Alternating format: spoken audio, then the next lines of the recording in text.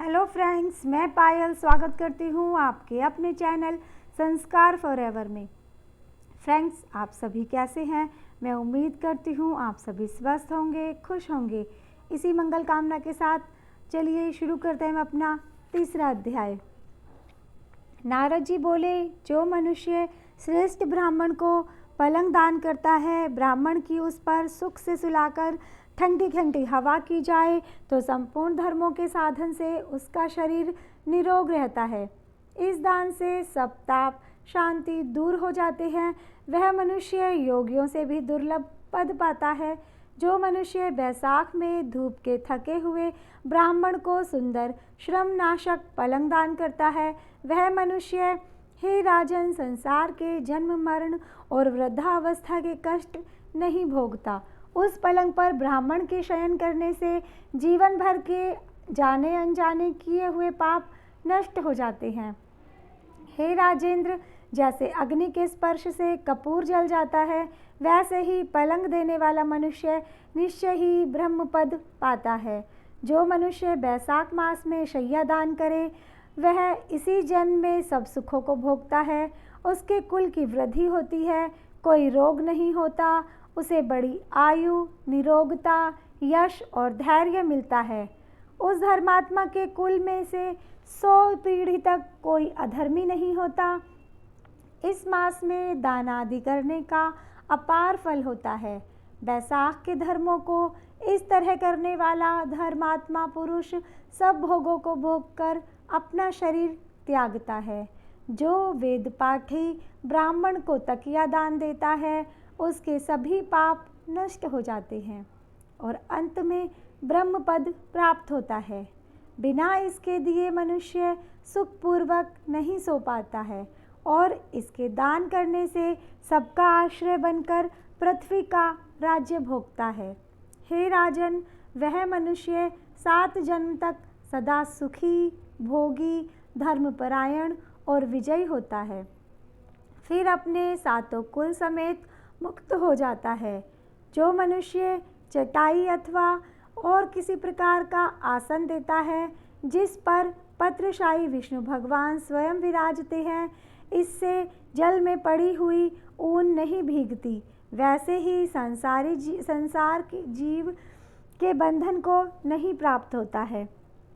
चटाई का दान देने वाला पुरुष आसन और शैया पर आरूढ़ हो सब तरह सुखी रहता है। जो शयन करने के लिए चटाई और कंबल दान देता है, वह मुक्त हो जाता है, इसमें संदेह नहीं है। निद्रा से दूर हो जाता है और निद्रा से परिश्रम दूर हो जाता है। वही निद्रा चटाई पर सुखपूर्वक आती है। हे राजन, जो बैसाख में कंबल का दान करता है, वह अकाल मृत्यु से छूटकर 100 वर्षों तक जीवित रहता है। धूप से व्याकुल ब्राह्मण को जो मनुष्य पतला वस्त्र देता है, उसकी पूर्ण आयु होती है और परलोक में परम गति मिलती है। कपूर भीतर की गर्मी को दूर करता है, अतः कपूर का दान ब्राह्मण को दे तो मोक्ष मिलता है और दुख का नाश होता है।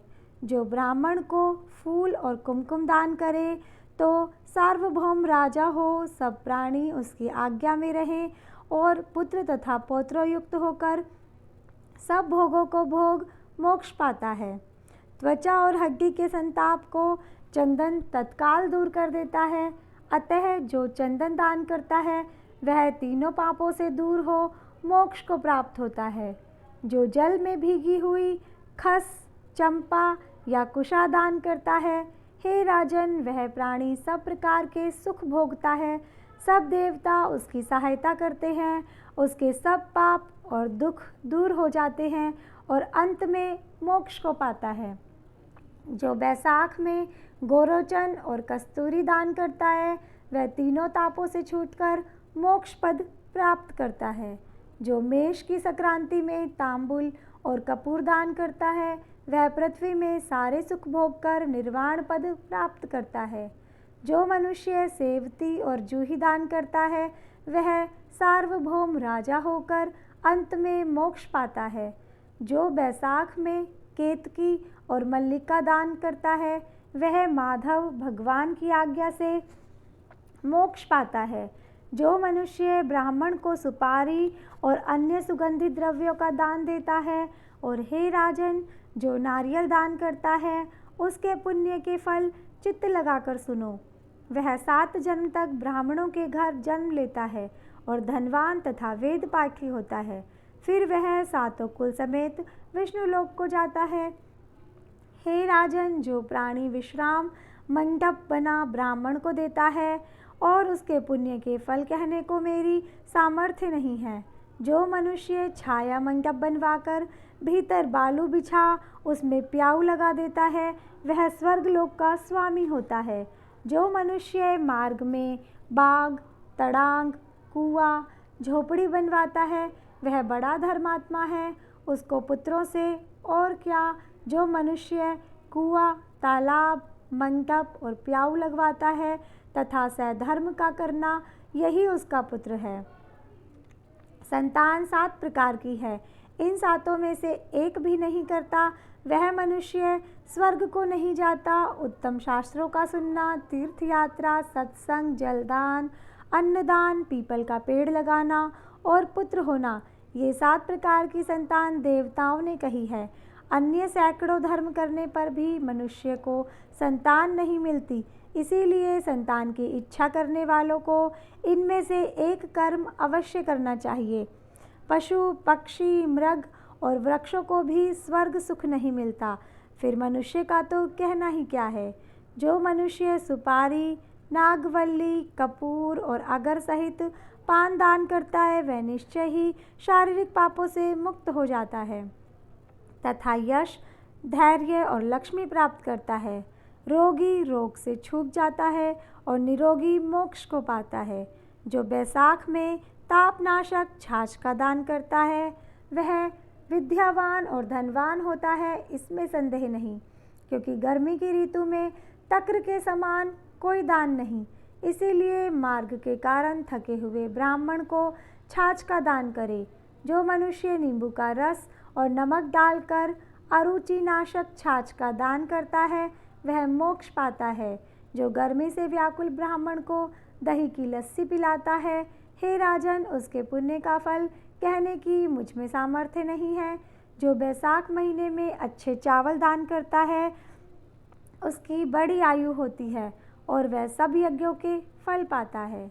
जो तेज रूप गो का घी दान देता है, वह अश्वमेव का फल प्राप्त कर विष्णु भगवान के मंदिर में आनंद पाता है। जो मेष संक्रांति में ककड़ी और गुड़ दान करता है, वह सब पापों से छूट श्वेत द्वीप को जाता है। जो मनुष्य दिन के ताप की शांति के लिए ईख दान करता है, उसका अनंत पुण्य होता है। जो सायंकाल में श्रम की शांति के लिए पान का दान करता है, वह पापों से छूटकर विष्णु की सायुज्यता पाता है। जो सायंकाल के समय ब्राह्मण को फल और पान का दान करे, उसके पितरों को निश्चय सुधापान मिलता है। जो बैसाख महीने में पके आम के फल और पान का दान करता है, उसके सब पाप निश्चय ही दूर होते हैं। चैत्र महीना की अमावस्या को पेय से भरे घड़े का दान करने से 100 गया श्राद्ध कर लिया, इसमें संदेह नहीं है।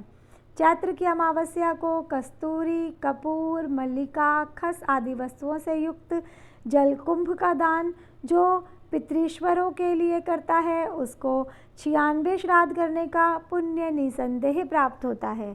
तो फ्रेंड्स, इस तरह से हमारा 3रा अध्याय पूर्ण होता है। मुझे उम्मीद है आपको इसका श्रवण पान करने में बहुत ही आनंद आ रहा होगा। अगर आपको मेरी वीडियो पसंद आई हो तो इसे ज़्यादा से ज़्यादा शेयर कीजिए, लाइक कीजिए और भगवान के चरणों में हमेशा अपना ध्यान बनाए रखिए। दान धर्म की रीति को हमें हमेशा के लिए बनाए रखना है। जिसका जितना भी सामर्थ्य हो, उसके हिसाब से हमें दान अवश्य करना चाहिए, क्योंकि संस्कार अपनाना रखेंगे जारी, रीति रिवाजों की अब है बारी। ऑन संस्कार फॉरएवर चैनल। राधे राधे।